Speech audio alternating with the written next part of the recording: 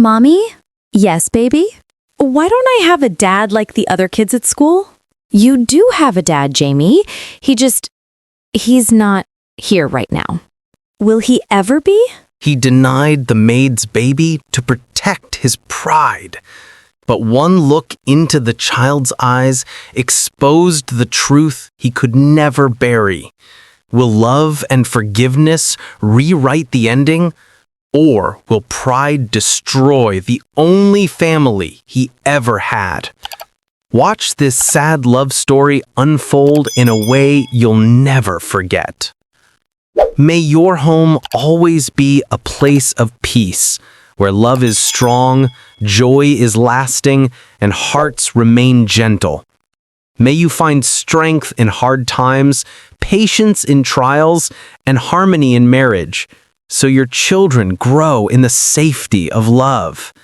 Family is our greatest treasure. Treat each other with kindness, guide your children with care, and hold your loved ones close, because no fortune can replace the warmth of unity at home. Every story I share here is my way of giving back to you. Your support is what keeps this family alive. If you feel this love in your heart, write present. If you stand with me on this journey, write I'm with WFH Stories. Damien hated mornings, not because of the work, he thrived on that, but because of the silence before the day began. His penthouse, perched high above New York City, felt too empty when the only sound was the hum of the espresso machine. Floor-to-ceiling windows threw sunlight across polished floors, catching the edge of his tailored navy suit. Damien adjusted his cufflinks, the small silver ones his sister Margaret had given him, and muttered to himself, "Another meeting, another shark to feed." The elevator chimed softly, and he heard the faintest shuffle in the kitchen. Angela. She moved like someone who wanted to disappear, and yet couldn't help but draw attention. A navy maid's dress hugged her frame, apron tied neatly, hair pulled back into a bun that revealed her strong cheekbones. Her skin glowed even in the sterile light of the penthouse, and Damien caught himself watching longer than he should. She was wiping down the marble counters with steady hands, her eyes lowered, though he noticed the quick glance when she thought he wasn't looking. "Coffee's ready, Mr. Cross," she said, her voice soft, even, carrying a gentleness that felt out of place against the steel and glass of the room. "Damien," he corrected almost too quickly.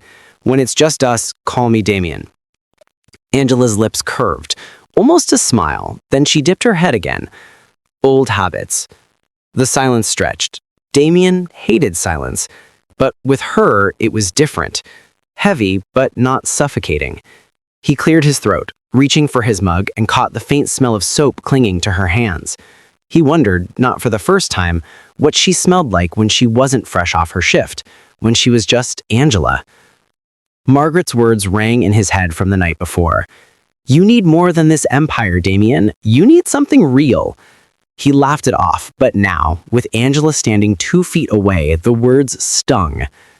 "Big day?" she asked finally, glancing at the stack of files on the counter. "Every day's a big day." He said it with a half smirk, but it fell flat. She didn't laugh. Angela turned back to the sink, running water over a glass. Her hands slowed, and for a moment she seemed lost in thought. Damien wanted to ask what weighed on her, but pride held his tongue. He knew she wasn't his equal.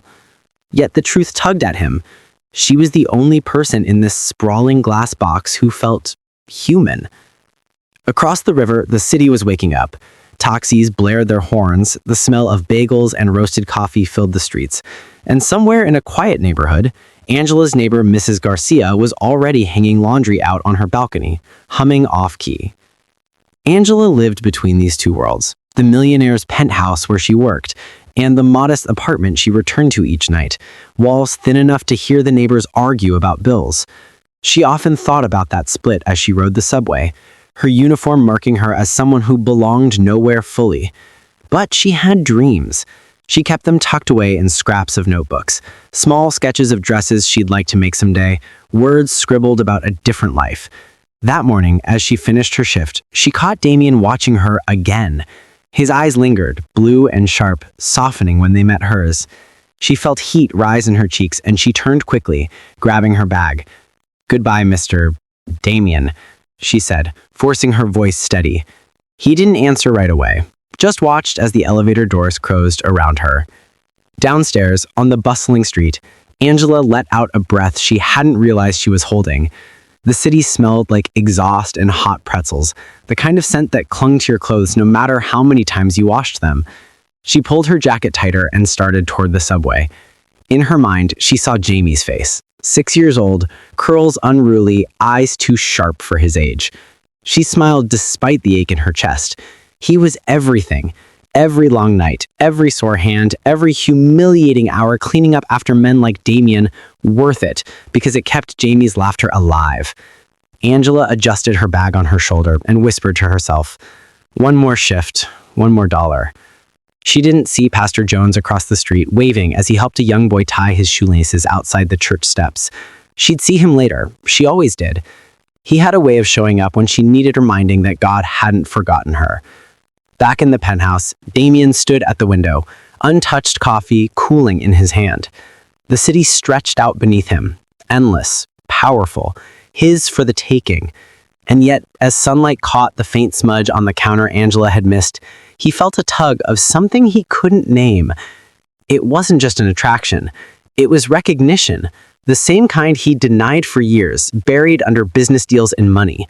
The kind Margaret always told him he was running from. He took a slow sip, the bitterness of the coffee settling heavy on his tongue. For a man who had everything, the silence felt louder than ever. The night had stretched long. Damien had just returned from a gala at the country club, his tuxedo jacket slung over one arm, the faint smell of whiskey and cigar smoke clinging to him. The penthouse was quiet, the kind of quiet that made him feel like he was walking into a museum rather than a home. He loosened his tie, his steps heavy, and then he heard it, humming. Angela was still there. She stood at the kitchen counter, folding linens with absent-minded care, humming softly to a tune he didn't recognize. Her hair was down for once, curls spilling around her face. It startled him. She looked different, younger, more vulnerable. For a moment, Damien just watched. "You're still here," he said finally, his voice rough from the whiskey. Angela startled, then smiled faintly. "I was finishing up. I didn't think you'd notice." "I notice," Damien said, and the words hung heavier than he meant. The silence stretched again. He hated silence, except when it was hers. He walked closer, leaning on the counter. "What song is that?" "An old hymn. My mother used to sing it." She folded another linen, her hands trembling slightly under his gaze. Something broke inside Damien then, something he had kept locked away. He reached out, his fingers brushing hers. She froze but didn't pull back. The contact was brief, fragile, and yet it carried the weight of years of loneliness. That night, one line blurred into another. Words slipped into laughter, laughter into touches. Touches into confessions whispered in the dim light of the kitchen. For a man who had built his life on control, Damien let go. Just once. And Angela, tired of walls, let herself believe.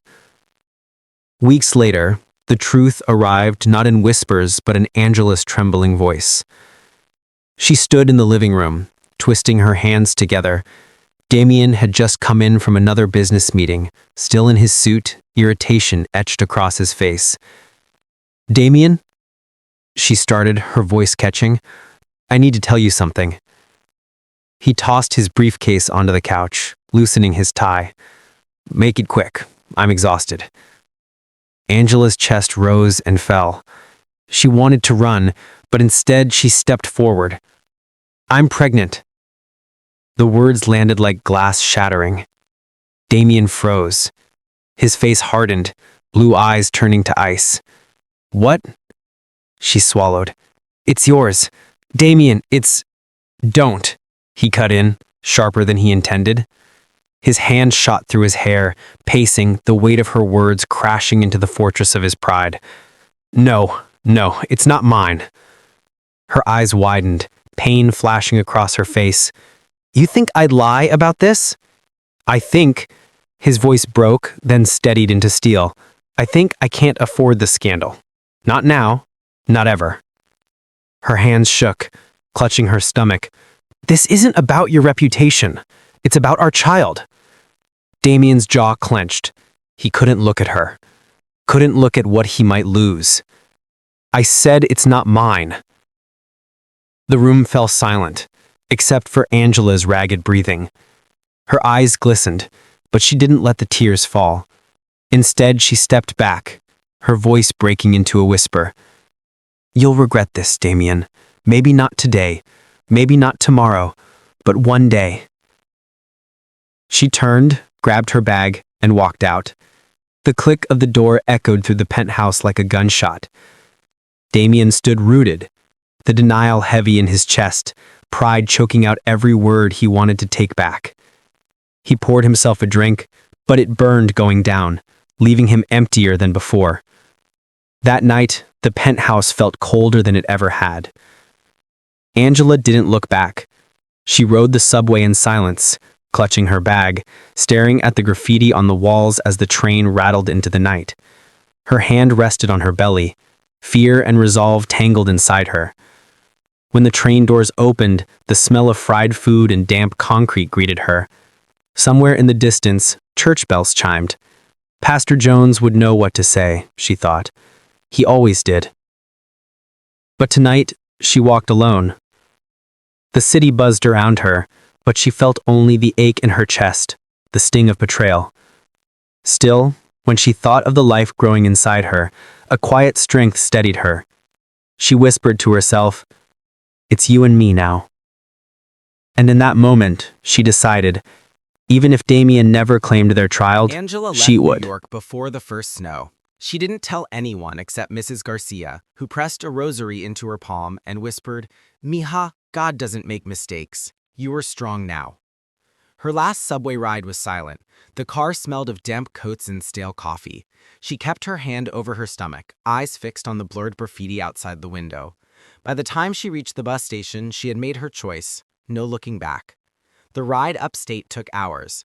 Gray skies gave way to quieter streets, strip malls, and old brick churches with signs that read "Soup Kitchen" every Friday. When the bus doors opened, a chill bit her face.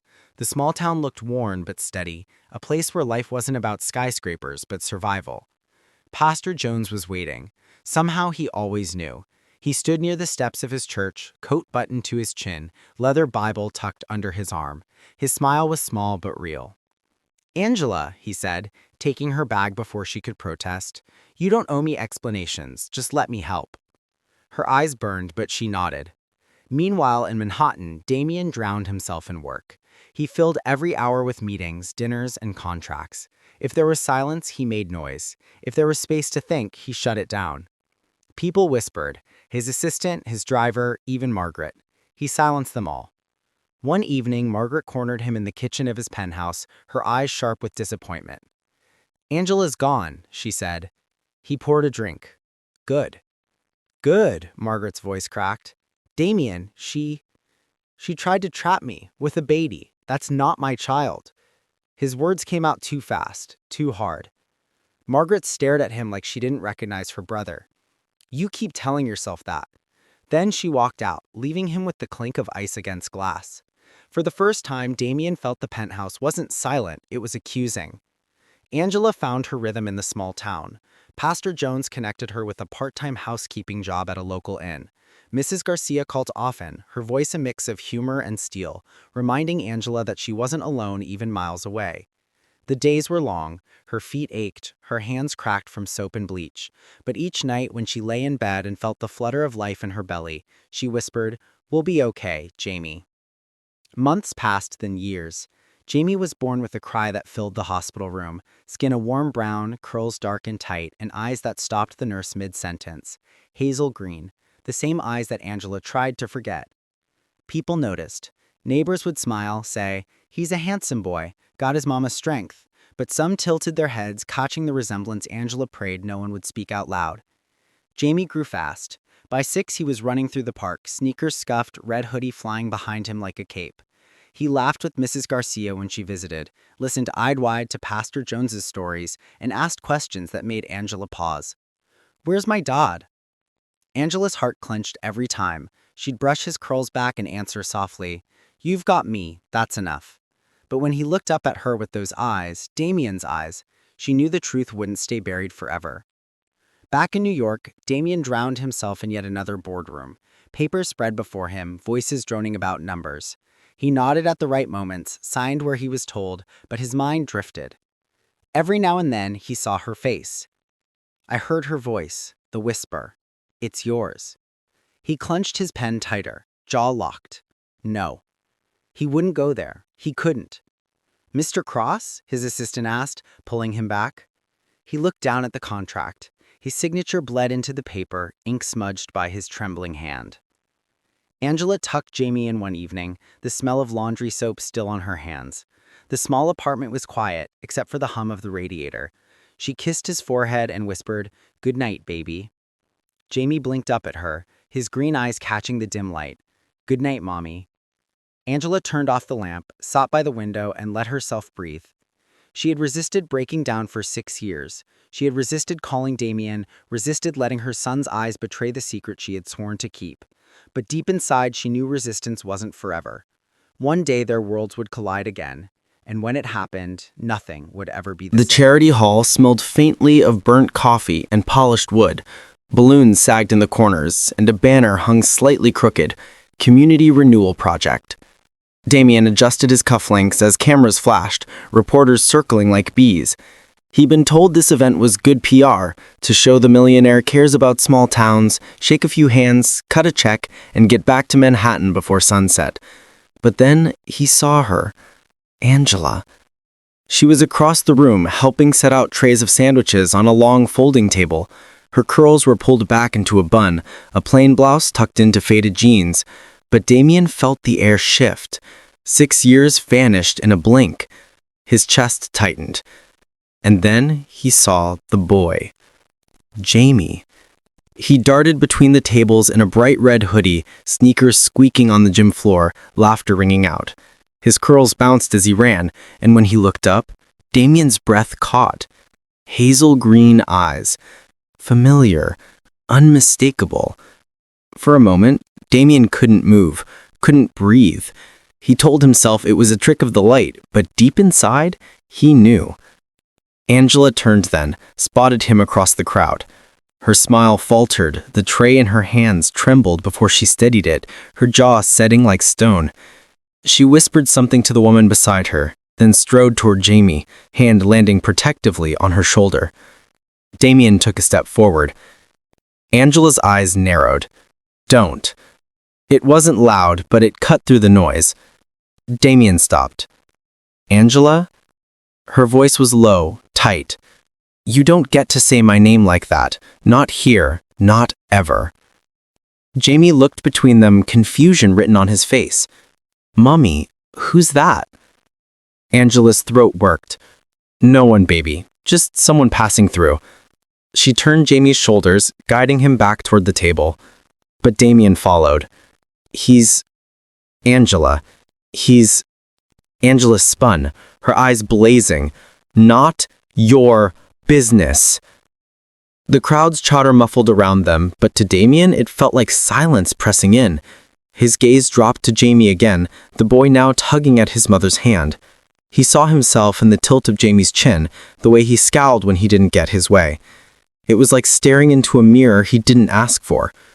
Margaret's voice cut through his head like a ghost. "You keep telling yourself that." Angela pulled Jamie closer, as if shielding him from a storm. "Stay away from us, Damien." Her name on her lips stung, more than her rejection had years ago. "Angela, please, just let me..." "No." Her voice cracked, but her eyes stayed hard. "You made your choice." She turned sharply, leading Jamie back to the kitchen area. Pastor Jones intercepted her, hand on her shoulder, murmuring words Damien couldn't hear. Damien stayed rooted in place, his chest tight, fists clenched at his sides. Later, when the event wound down, Damien lingered near the doors, watching Angela laugh politely with volunteers. Jamie tugged at her sleeve, asking for another cookie. She bent down, kissed her forehead, her smile breaking into something real, something Damien hadn't seen in years. And it destroyed him. Because at that moment, he realized what he had lost. Angela felt his eyes on her the entire evening. She didn't need to look. She knew the weight of his stare, the way it burrowed into her bones. She kept her hands busy, wiping tables, stacking cups, and helping Pastor Jones box up leftover food. She smiled when she had to, but inside, her chest was burning. When Jamie fell asleep on her shoulder, his curls damp with sweat, she whispered, "Let's go home, baby." Outside, the night air was cool, carrying the smell of rain. Damien was waiting by the curb, leaning against his sleek black car. Angela froze. He stepped forward. "Angela, please, just 5 minutes." She shook her head, clutching Jamie tighter. "You don't get 5 minutes. You had 6 years." "Angela, I didn't know." "Didn't know? I told you, Damien. I begged you to listen. And you threw me away." The rain began to fall, soft at first, then heavier, soaking the edges of her blouse. Damien's hair plastered against his forehead, his suit darkening. Jamie stirred, blinking groggily at the man before him. "Mommy, who's he?" Angela swallowed hard, her voice barely steady. "Nobody, Jamie, just nobody." But Damien heard the tremor, saw the pain she tried to hide. He took one last step forward, rain dripping down his face. His voice broke, quiet and raw. "He's mine, isn't he?" Angela's eyes filled, but she turned away, whispering so low it barely carried over the storm. "You don't deserve him." She walked into the night, Jamie's small arms clinging around her neck. Damien stood in the rain alone, the truth pounding in his chest, louder than the thunder. Damien couldn't sleep. The city felt wrong that night, its usual hum turning hollow. He lay in his penthouse bed staring at the ceiling, the rain still clinging to the windows, Angela's words echoing, "You don't deserve him." He poured himself another drink, but the burn only made the silence louder. He thought of Jamie's face, the curve of his chin, the stubborn way he frowned when tired. It was like looking at his own reflection from 30 years ago. Damien slammed the glass down too hard, shattering it against the counter.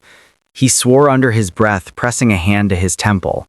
Pride had been his fortress for so long, but cracks were spreading fast. Meanwhile, in the small town, Angela sat at the kitchen table, folding laundry by the dim glow of a lamp. Jamie snored softly on the couch, his red hoodie pulled up like a blanket. Mrs. Garcia sat across from her, sipping tea, her floral dress bright even in the shadows. "You saw him today," Mrs. Garcia said matter-of-factly. Angela froze, hands clutching a t-shirt. "I don't want to talk about it." "You don't have to. Your face already did." Mrs. Garcia leaned forward, her voice softening. "You've carried this alone for too long, Angela. Maybe it's time to let someone else feel the weight." Angela shook her head. "He made his choice. He looked me in the eye and denied us. I'll never give him the chance to hurt Jamie like that." Mrs. Garcia reached across the table, covering Angela's hand. "I know, but don't pretend you don't still feel it. You're strong, mija, stronger than most. But strength doesn't mean silence." Angela blinked back tears, pressing her lips together. Damien's search began the next day. He made calls, quiet ones, the kind where money moved faster than questions. He found Angela's address within hours. But instead of knocking on her door, he lingered around the town. He watched from a distance, too cowardly to face her head-on. He saw her working at the inn, hauling laundry bags twice her size, smiling politely to guests who barely noticed her. He saw her leaving church with Pastor Jones, Jamie skipping beside her. He saw her cooking dinner through the cracked blinds of her small apartment, steam fogging the windows. Her laughter, faint but real. Damien felt the weight of every sight, every scrape on her knuckles, every line of exhaustion on her face, every sacrifice she had made while he drowned in luxury. One evening, he found himself outside Pastor Jones's church. The doors were propped open, the smell of old wood and wax candles drifting into the street. He stepped inside quietly, the hush of the place pressing down on him. Pastor Jones was at the altar, arranging hymn books. He looked up, his expression steady. Unsurprised. Mr. Cross? Damien cleared his throat. It's Damien. The pastor studied him for a long moment. You're looking for answers. Damien exhaled, his voice rough. I'm looking for something. She hates me. And she should. I destroyed everything. Pastor Jones nodded slowly, then sat on the front pew, gesturing for Damien to join him. Angela came here with nothing but a suitcase and a baby on the way. She worked 3 jobs. She cried in this church when no one was watching, and yet she never let bitterness take her. She raised Jamie with love, even when the world gave her none. Damien's throat tightened. He pictured Angela in the pews, tears streaming, hands folded tight around her stomach. The pastor's voice softened. You built empires, Damien, but she built a life out of ashes. That boy is her world. If you want to be a part of it, you'll have to prove you're worthy. The words cut deep, but Damien knew they were true. Later that week, Margaret arrived at Damien's penthouse unannounced. She took one look at him, the dark circles, the untouched meals, the stock of untouched contracts, and sighed. You saw them, she said. Damien rubbed his eyes. Jamie, he's mine. There's no denying it now. Margaret crossed her arms. I knew, from the first time I saw the way you looked at her. You always loved her, Damien. You just loved your pride more. Her words hit like a slap. Damien didn't argue. He couldn't. Margaret stepped closer, her voice gentle. It's not too late, but you need to understand this isn't about you anymore. It's about him and her. You don't get to control the narrative this time. You have to earn it. For once in his life, Damien felt small. Angela tucked Jamie into bed that night, brushing curls from his forehead. His hazel green eyes blinked up at her, sleepy but curious. Mommy? Yes, baby? Why don't I have a dad like the other kids at school? The question pierced her. Angela swallowed hard, forcing a smile. You do have a dad, Jamie. He's not here right now. He frowned. Will he ever be? Angela hesitated, her heart cracking. She kissed his forehead and whispered, Sleep, baby. We'll talk another time. She turned off the light, her chest aching with the truth she couldn't give him. Across town, Damien sat in his car outside the apartment building, watching the warm glow of Angela the window. He saw her shadow move across the curtain, the outline of her carrying Jamie to bed. And for the first time in years, Damien's eyes stung. Because for all his money, all his power, he had never felt poorer. Enjoying the story so far? There's plenty more where this came from. Hit subscribe to WFH Stories so you never miss the next twist. The Saturday sun stretched long across the park, golden light catching on swings and worn picnic benches. Kids darted around with soccer balls, the air buzzing with laughter and the faint smell of hot dogs from a nearby stand. Angela sat on a bench, her bag tucked at her side, watching Jamie chase after a ball with a group of neighborhood kids. His red hoodie trailed behind him like a cape. She smiled, until she noticed him, Damien. He was standing by the fence, hands in the pockets of a casual jacket instead of his usual sharp suit. He looked strangely out of place among the strollers and playground chatter, but his eyes never left Jamie. Angela's body went rigid. She stood, walking quickly toward him. You need to stop following us. I wasn't, Damien broke off, running a hand through his hair. His voice softened. Angela, I just wanted to see him. Her jaw tightened. He's not your spectacle. Jamie, spotting Damien, jogged over, cheeks flushed. He squinted up at the tall man. Mommy, it's him again. Angela forced a smile down at her son. Jamie, go back and play, okay? But Jamie didn't move. His curious eyes stayed on Damien. That same tilt of the head Damien used when sizing up a business deal. The boy smirked, unconsciously, in the exact way Damien often did, and it made Angela's stomach twist. Damien crouched slowly, bringing himself eye level with Jamie. Hey, buddy, you like baseball? Jamie shrugged, shy but curious. I'm good at it. Damien's lips twitched. I bet you are. He glanced at Angela, who crossed her arms but didn't pull Jamie away. Slowly, cautiously, Damien reached into the bag slung over his shoulder and pulled out a baseball. Want to toss it around? Jamie's face lit up. He looked at his mother for permission. Angela hesitated, torn. Every instinct screamed to say no, but Jamie's hopeful eyes undid her. She sighed. Just a few minutes. Jamie grinned, grabbing the ball. The two moved to the grass, Jamie's small hands fumbling with the ball at first. Damien guided him, voice steady, patient. No, keep your elbow up, like this. Yeah, that's it. Jamie's throw was wild, bouncing off Damien's chest. Instead of scolding, he laughed, a genuine laugh Angela hadn't heard in years. He tossed the ball back lightly. They fell into a rhythm. Toss, catch, laugh. Jamie's form improved with each throw, his face glowing with pride every time Damien said, Nice one. Angela sat back on the bench, arms folded, but her eyes softened despite herself. For the first time, she saw Damien not as the cold man who had denied her, but as something else. A father, awkward and unsure, but trying. After nearly half an hour, Jamie collapsed onto the grass, panting. Damien dropped down beside him, also breathless. You're pretty good, kid, Damien said, ruffling Jamie's curls.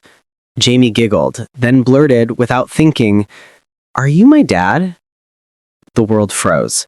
Angela's heart lurched, her breath catching. Damien's eyes snapped to hers, wide, panicked. She shook her head sharply, silently warning him. Damien swallowed hard. He looked back at Jamie, choosing his words carefully.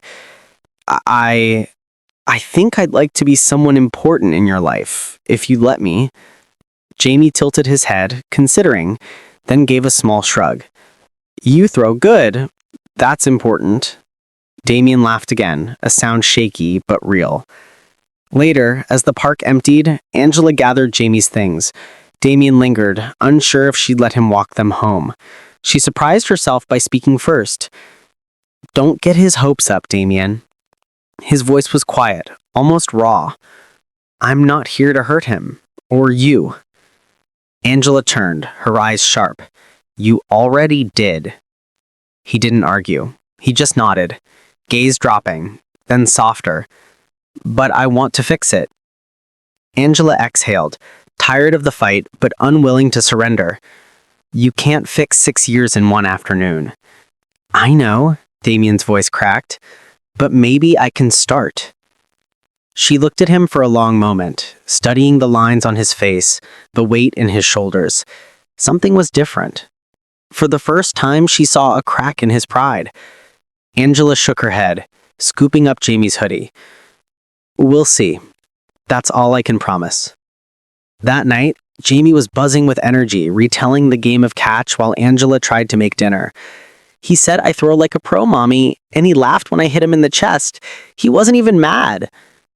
Angela smiled faintly, though her stomach twisted. That's nice, baby. Eat your dinner. Jamie paused, fork halfway to his mouth. He's nice. I like him. Angela froze. She couldn't stop the tears that burned her eyes. She turned away, pretending to stir the pot on the stove. She wanted to believe Jamie was right. She wanted to believe Damien could change, but the memory of his denial still clung like a scar she couldn't hide. Damien sat alone in his penthouse, tie loosened, staring at the baseball Jamie had left in his car. He rolled it in his hands, the lever cool and worn. For the first time in years, Damien whispered into the empty room, "I want my family back." The silence didn't answer, but the words hung heavy, truer than anything he'd ever The said. sky was bruised with storm clouds, the air heavy with the promise of rain. Angela hurried up the apartment steps, Jamie trailing behind, still buzzing from the afternoon at the park. He carried the baseball Damien had given him, tossing it lightly from hand to hand. "Careful, baby," Angela said, unlocking the door. "Don't drop it down the stairs." Jamie grinned. "He said I throw like a pro. Maybe I'll be in the Yankees one day." Angela's chest tightened. She hated how much Damien's words stuck.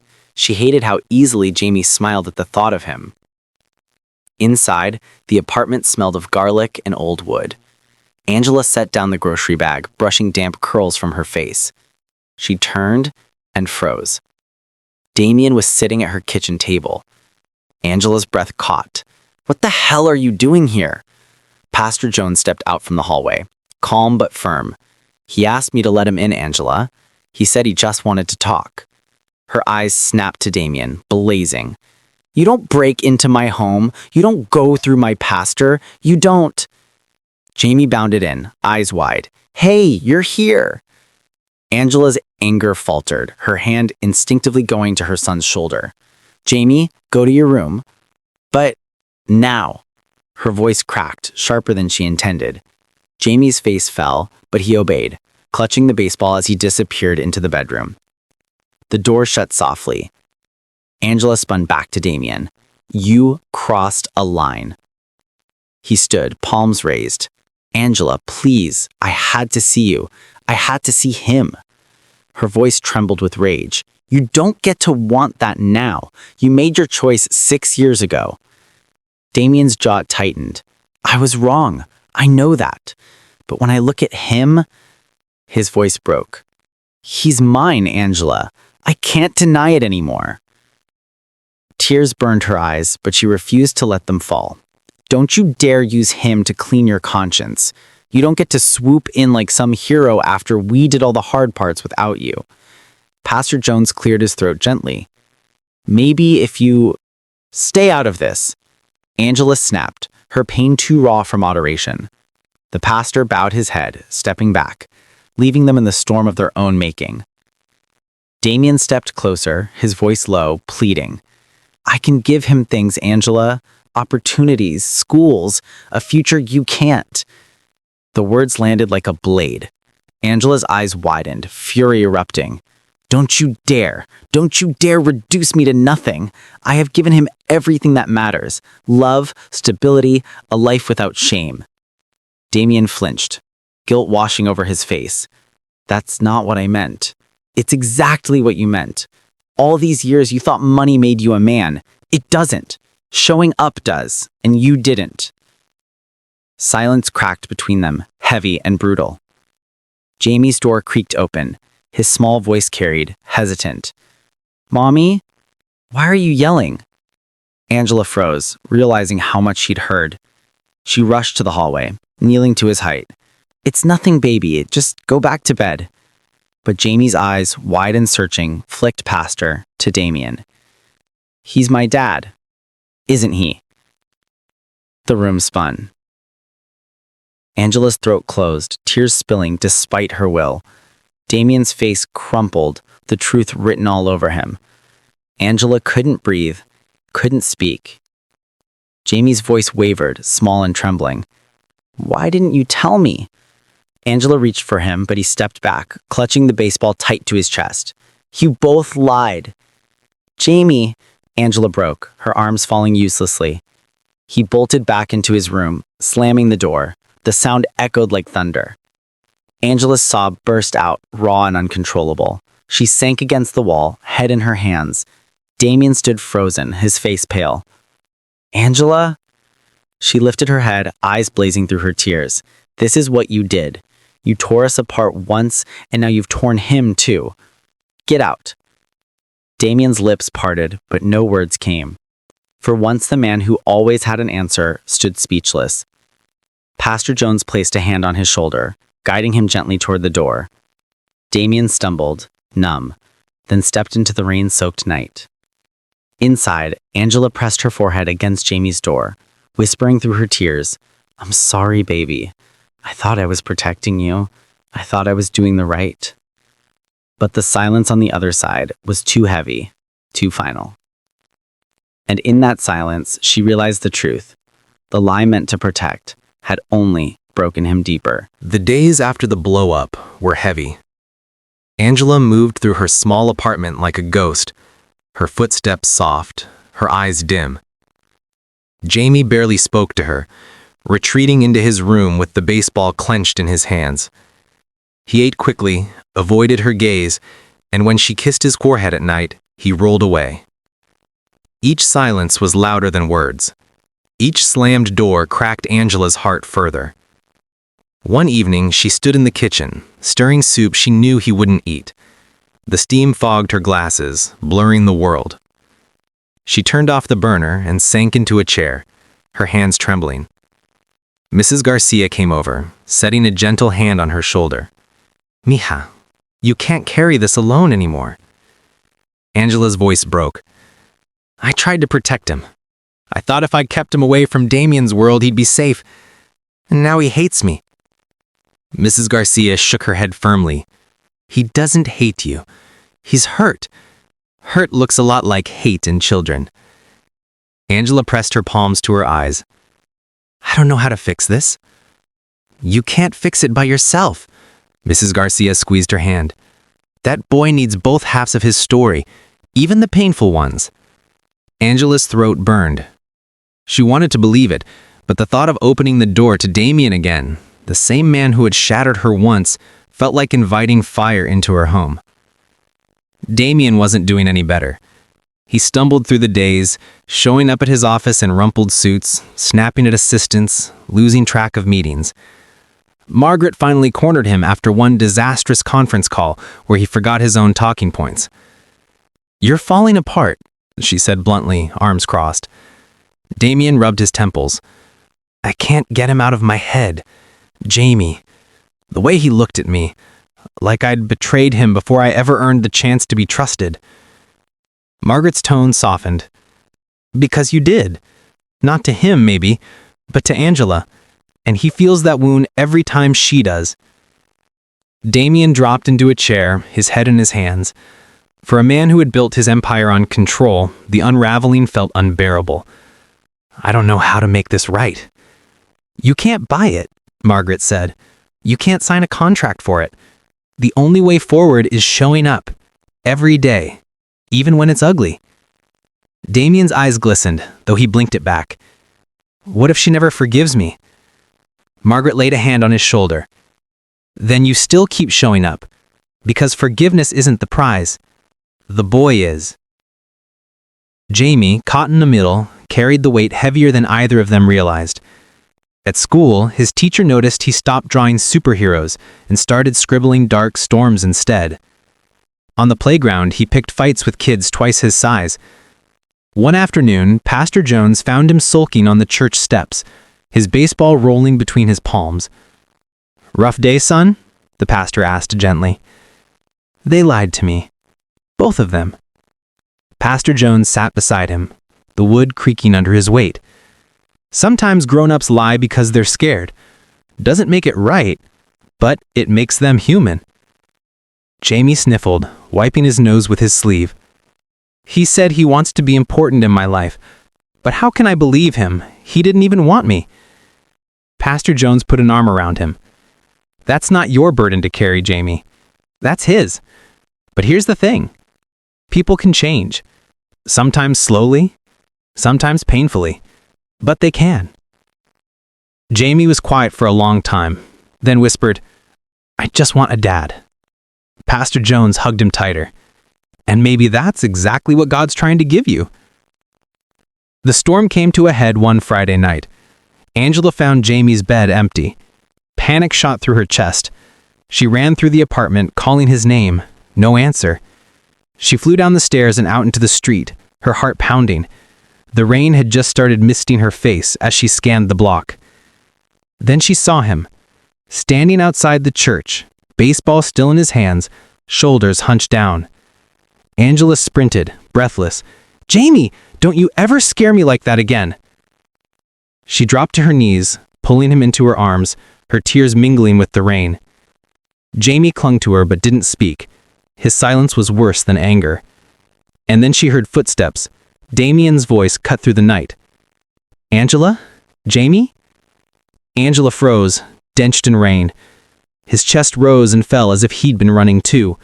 "You don't get to," she snapped, holding Jamie tighter. "You don't get to claim concern after 6 years of nothing." Damien's voice cracked. I know I don't deserve him. Or you. But I can't stop trying. I won't." Angela's tears blurred her vision, her chest aching with every breath. "You already broke him. You broke me. What makes you think you can put us back together?" Damien stepped closer, his face raw, stripped of every mask. "Because for the first time in my life, I want to try. Not for me. For him." He looked at Jamie, his voice trembling. "For you, son." Jamie's eyes flicked between them, his mother's trembling lips, his father's pleading gaze. He didn't answer. He just shoved the baseball into Damien's chest and turned into Angela's arms. Damien clutched the ball like it was life itself, rain dripping down his face.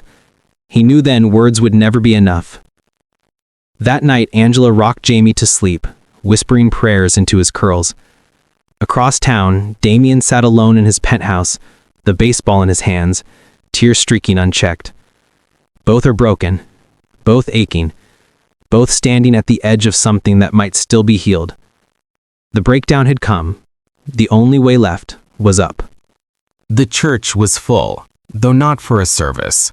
Tables lined the fellowship hall, stacked with canned goods, warm meals, and winter coats for families in need.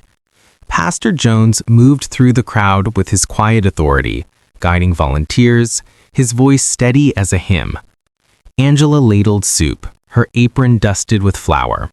She looked tired but grounded, her hands steady as she worked. Beside her, Mrs. Garcia cracked jokes with the teenagers on cleanup duty. Jamie darted between tables, passing out rolls, his laugh bright again, but softer, like a candle that had been nearly snuffed.